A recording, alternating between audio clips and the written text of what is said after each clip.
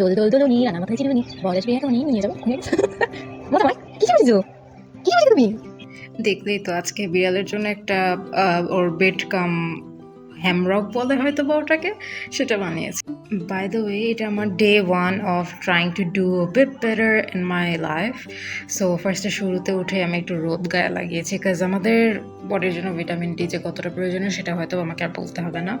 তারপর আমি কালকে কিছু নোংরা করে রেখেছিলাম, এই যে গাছের পাতা কাটার কারণে অনেক নোংরা করে ফেলেছিলাম, সেটা ক্লিন করে ফেলেছি। ক্লিন করার পরে আমি চলে এসেছিলাম বারান্দায় ওর জন্য, মানে আমার ফ্রেন্ড আমাকে অ্যাকচুয়ালি এই আইডিয়াটা দিয়েছে বিড়ালের জন্য একটু এটা বানাতে পারিস, তোর যেহেতু বিড়াল আছে।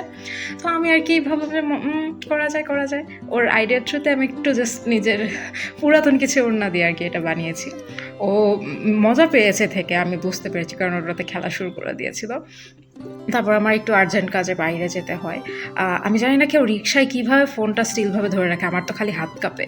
যাই হোক, তারপর কিছু কোয়েশ্চেন সলভ করার ছিল, সেগুলো সলভ টলভ করে তারপর আবার বাসায় ব্যাক চলে আসি।